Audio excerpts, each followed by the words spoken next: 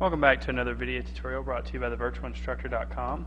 Today we're going to be working in Adobe Illustrator CS4, and we're going to kind of continue the theme from a couple earlier movies, which earlier we talked about creating gradients and using the paintbrush tool.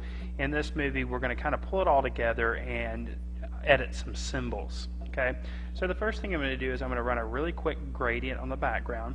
So I'm going to select the rectangle tool and I'm going to create, first of all, a object, and I'm going to get rid of the stroke color for that. And if I'm going a little fast for this, I suggest you watch the movie on how to use the gradient tool to create this. I've colored it a solid color. Now I'm going to create a gradient on it, and it doesn't really matter what color you make it. I'm going to change it anyway in the gradient menu. I've got my gradient menu up, and I've got my color swatches back here. I'm going to let this go from green to yellow. See how that looks, and that looks pretty cool. I like that.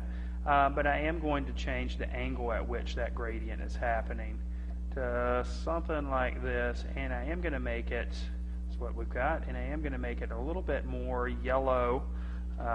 So to do that, I'm going to pull this down a little bit, and then my yellow is a little bit more strong. It's the gradient's a little bit smoother from that green to the yellow. It lasts a little bit longer. All right, now I'm going to put some brush strokes in the background, and remember the point of this is to create kind of an interesting, unique background, or maybe just an abstract or non-objective looking image in the background. So first of all, I need to bring up my brushes. So I'll click on my brushes, and to find my brushes, I'll go up to Window and select Brushes, or you can hit F5. My brush menu comes up, and I'm going to select some interesting brushes to put in the background. Maybe we'll go with some of the grunge brushes, Vector Pack. Those are my favorites. So let's pick something like this. Now you'll notice that I'm going a little too fast. See, I went ahead and I selected that brush and it applied it to my object. Okay. Now in order to keep that from happening, let me back up and hit Control Z. In order to keep that from happening, what I need to do is create a new layer and lock the layer that I'm working on. So I'm going to go ahead, or you could click off this object, but I like using different layers. So I'm going to go ahead and lock layer 1 and create a new layer right there, layer 2. Now I can select this brush. Now I want to change the color of the brush, obviously, so let's go with a red. That'll stand out nicely on here. Actually, let's go with a really light color, maybe a white. Let's go with a dark green. I'm sorry, I'm so indecisive here. Let's go with that dark green. That'll look good. Now, let me just go ahead and change my stroke color and get rid of my fill color so that my stroke color is the dark color.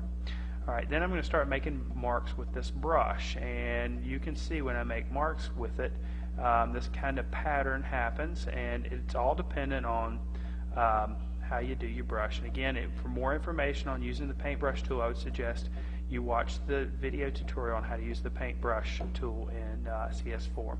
So I'm just going to make some strokes back here, some kind of random strokes. I can change my size again of some of the strokes that I'm making. And I can also change the opacity of some of these marks that I'm making as well if I want. Kind of add some depth and some interest to things. Alright, just for fun, I'm going to use a couple other brushes back here and get some texture back there in the background. Let's open up the ink, and we'll put some splatters back there. So I'll open up the ink menu, and now before I add the ink, well, I'll go ahead and add the ink back here. We'll start with this one, and I'm going to change my stroke color and make it a lighter color. This is almost a white, and then I'll splatter some of those ink splatters back there. Maybe make it a little bit larger so it's a little bit clearer to see, and probably bring up my opacity a little bit. Let's see how this stuff looks. There we go. Now we're kind of creating some interesting stuff happening here. And you know what's so great about this is almost that you don't have total control over what happens. You know, you got kind of just some splatters happening. Maybe we'll take a stroke and run right across the middle of that. See how it looks, and that doesn't really work. So let's pick a different color and let's see if something like that works. Let's see. Oh yeah, that's kind of nice. So I'm just kind of building up a pattern using different brushes, and also with that gradient that we laid down in the background first of all. Now let's add some symbols in here, and your symbols, I've already got an option to connect to that, but if you don't, you can go up to Window and select Symbols. The shortcut there is Shift Control F11. You can click on that and this little menu comes up for symbols. Okay, and I'm going to kind of slide this so it's easy for me to access down here at the bottom. These are the standard symbols that come up, and they're all fine and good and dandy, but for this, let's work with the actually let's start with the dot pattern vector pack, and let's look at some of the things. These are all standard symbols that come with CS4. I want to show you how to edit a symbol. First of all, you'll notice that when you select this library for the symbols, it comes up in a new spot. Okay, and here's the symbols that are readily available. Let's say you wanted to use this pattern. Okay, the best thing to do is to go ahead and click and pull it over to your symbol menu. Okay, just like that. Now, if we were to use this symbol without any editing, this is what it would look like. It would go on there, and in this case, it's making a big mess. Okay, so we want to be able to edit this symbol so it works for our image. In order to do that, we're going to double-click on the symbol once it's in our symbol menu. What happens is it puts this symbol in isolation mode. Okay, and it's going to allow us to edit it and make it the size that we want, make it the color that we want.